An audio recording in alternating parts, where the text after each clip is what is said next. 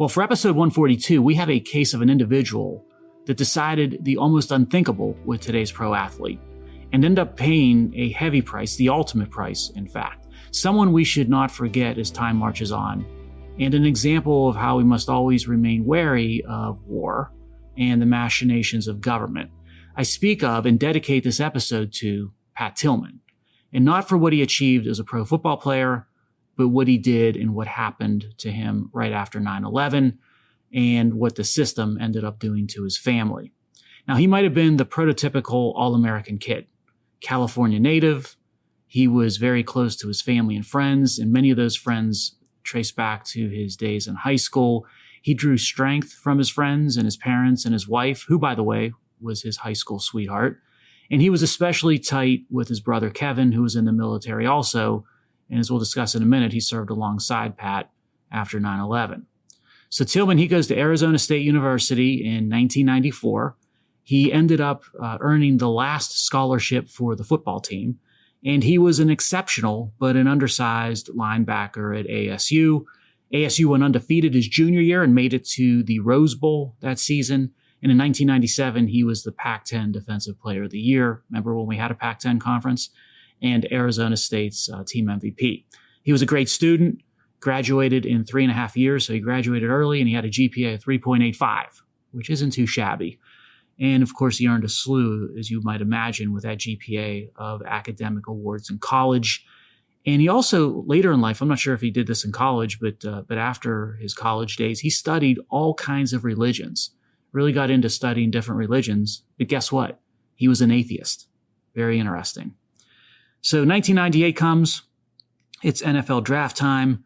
Tillman, he gets selected at the 226th pick to the Arizona Cardinals, so he stayed in Arizona. And I'm not sure if the Cardinals felt they had a better read on Tillman since he played college close by, but it was a good selection that late in the draft for the Cardinals for sure. And Tillman was moved to safety in the NFL, which made more sense for him considering his size and attributes, and he ended up starting his rookie season. Now, Tillman was loyal, maybe to a fault. So let me explain to you and sort of illustrate how loyal he was. Get this.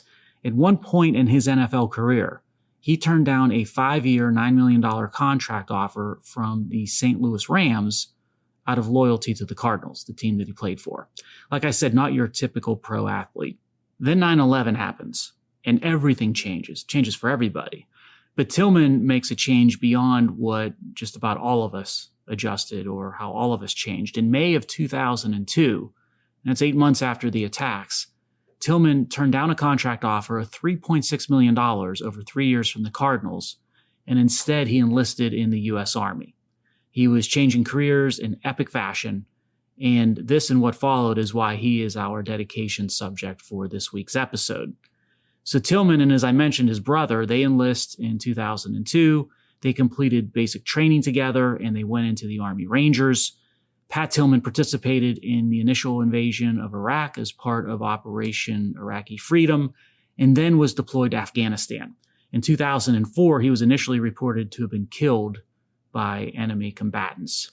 Now, the Army initially claimed that Tillman and his unit were attacked in an apparent ambush on a road outside of a village near the border with Pakistan. But after investigation and investigations, actually, it was determined his death was due to friendly fire, a mistake, which unfortunately is all too common in war with its inevitable confusion on the battlefield. We're seeing a lot of that actually today with Russia and Ukraine in terms of friendly fire causing substantial levels of casualties. And then war, of course, in and of itself is de facto unfortunate.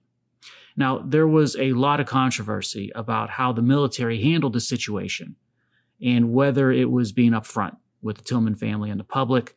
The story of being killed in active combat against an enemy, that plays much better to recruiting, and it boosts the image of the military. But friendly fire deaths, they don't achieve those things. So there was, at best, I'd call it a delay, a significant delay in coming out with the truth, and that's probably under the best of light.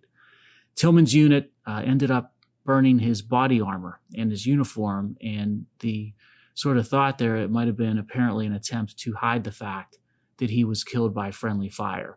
And by the way, his notes in his notebook, he was a pretty extensive note taker. They were also destroyed. Tillman's brother ended up testifying before Congress, and here's a quote from Pat Tillman's brother. "The deception surrounding this case was an insult to the family, but more importantly, its primary purpose was to deceive a whole nation." I thought that was a pretty powerful statement from Pat's brother. So Pat Tillman, after his death, received the Silver Star and Purple Heart medals, and many of the themes of the far middle, we find them apparent in the life of Pat Tillman. On the light side, of course, sports, but then there's also him being the exemplar of a great American doing exceptional things with a very unique life.